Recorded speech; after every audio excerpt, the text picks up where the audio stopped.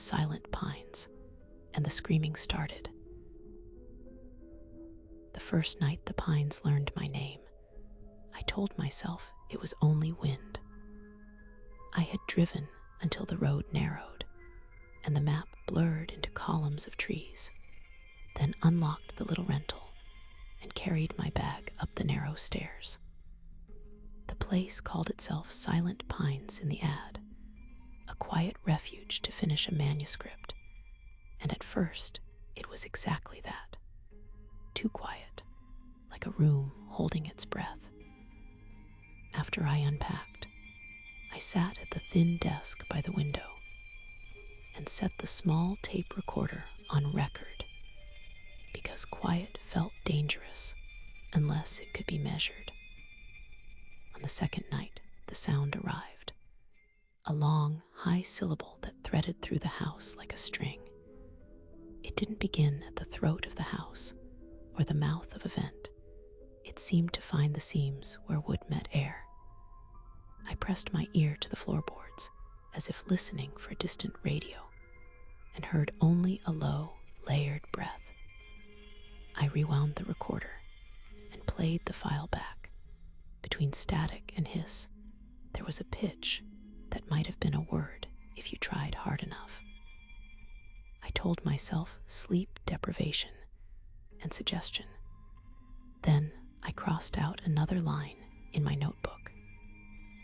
Days folded into nights where the house learned to thrum, and I learned to catalog.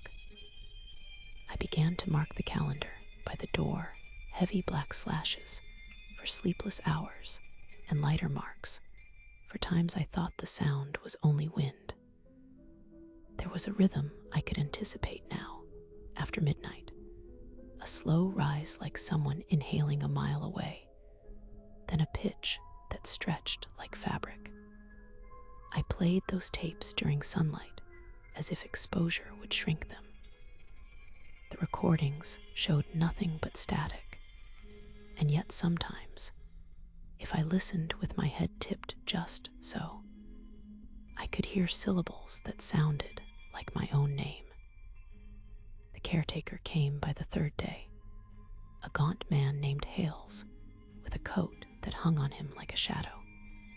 He answered questions with short nods and longer pauses, as if the space between words contained too much. When I mentioned the sound, he pushed his hat back and said, "Old houses speak when they remember. We listen so they don't get loud." He looked at the attic door the way you look at a photograph of a place you once left. He offered no explanation, only a request: keep the recorder on. Leave the lamp on through the worst. His eyes lingered on the pines outside, as if watching a tide. Sleep unspooled. I stopped trusting rooms at night. The scream, if I could call it that without admitting something worse, began to vary. Sometimes it was a single long note, sometimes a layered chorus that made the lamp bulb hum. Machines misbehaved. The phone picked up noise when no one called, and the old clock on the mantel clicked twice between each second, as if impatient. The recorder tricked me by spitting back small fragments, half a laugh, a breath, a consonant. I would listen, rewind, lean closer, and the house would answer with patience, like a student grading my attention. I began to test the perimeter of what the house would allow. I left the road and walked among the pines until they crowded the sky into a single dark mass. The trees did not rustle like trees. They kept a kind of quiet like a held breath. And when I turned to listen, the sound came from the house, not the woods. When I returned, the recorder had recorded a new thing, an almost sentence spoken in my voice, but stretched and slowed, syllables elongated so they sounded foreign. I had not spoken those words. I had not been outside long enough to have said them. The tape offered me a voice from a weather I did not recognize. neighbors were careful. When I asked at the diner about the house, everyone fixed their cups and smiled like people closing a book mid-sentence. "We don't hear that," a woman said. "You must be tired." Hales avoided my questions with drinks and weather. He admitted only that the house had stories, old repairs, a family that moved away, a foundation that settled, but not the thing I wanted named. Naming, I learned, changed how people looked at you. I began to suspect that the sound was less a property of place than of attention, a phenomenon that filled the space I left open. I set up more instruments, the recorder on a tripod, a small camera in the hallway, a handheld microphone pressed to walls like a doctor checking for a pulse.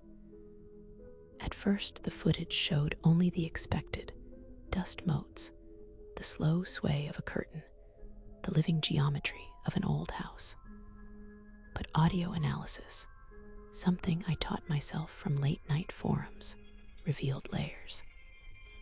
When slowed and stacked, the sounds formed patterns that resembled language. There were consonants that matched old answers I had given in interviews, a laugh that shared cadence with one of my earliest recordings, and an inflection that belonged to promises I had once whispered into a pillow. I started to find traces, small, ridiculous things that could be coincidence until they were not. A page in my notebook with a paragraph I didn't remember writing.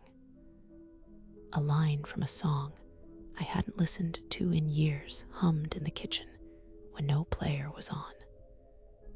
Once, in a mirror, I watched my reflection smile a fraction too late, as if my face were taking its cue from another room.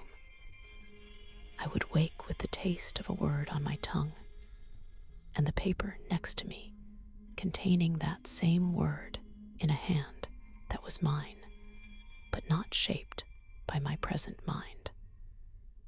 The house was learning the grooves of me. Escape became a trick of perspective. The road back to the main highway turned into loops, a slow labyrinth where mile markers repeated like a tired phrase. I packed the car twice and woke to find it untouched, the keys on the hook and a note on the counter. "You left the recorder." I did not remember. Frustration changed into a quiet, grinding fear that the house's patience was not infinite. Once, late, I opened the front door, and the pines leaned so close their trunks looked like ribs. It felt less like a place I could leave, and more like an organism assessing how much I mattered. I made one last experiment. Room's silent pines became my lab. I pulled the curtains, turned every device on, and sat on the center of the floor with the recorder between my knees. Hales watched from the threshold and said, "If it wishes you well, it hums. If it wants a name, it will try voices."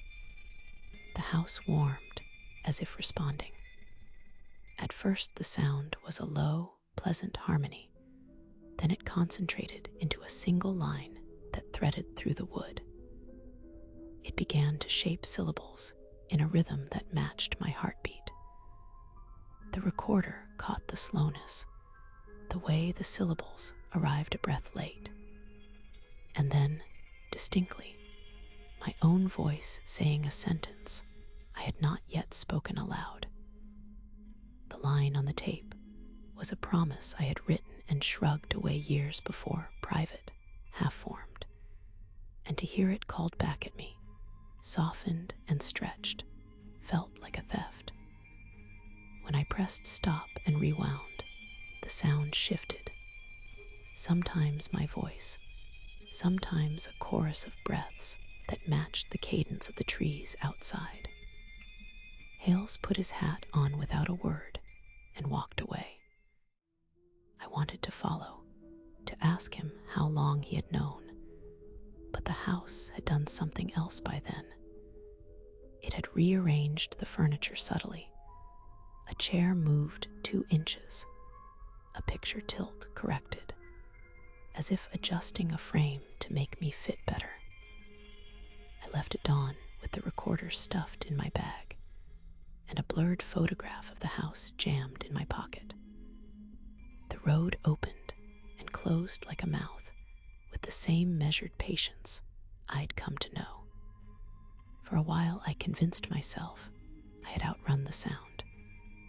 Weeks later, in a cafe with ordinary noise and ordinary people, my phone played a new voicemail. It began with static and then unfolded into a long, stretched syllable that climbed like the old cry in the house. Under it, faint as breath and unmistakable as a fingerprint, was my voice repeating a line I had been trying to forget. The pines, it seemed, had followed more than my footsteps. The last thing I know is not an answer, but a soft refusal. The scream does not resolve into a monster or a neat reveal. It dissolves into ordinary noises, doors closing, someone clearing a throat, the hiss of a kettle. And yet it carries timing and cadence that belong to me. Sometimes I wake with words in my mouth that smell of the house, and sometimes I hear the long note while walking city streets, as incongruous and intimate as a remembered lullaby. The pines taught me that attention is a kind of home, and that some rooms keep learning even after you leave them. I keep the recorder in a drawer now. I open it sometimes just to listen and to remind myself what the silence used to sound like.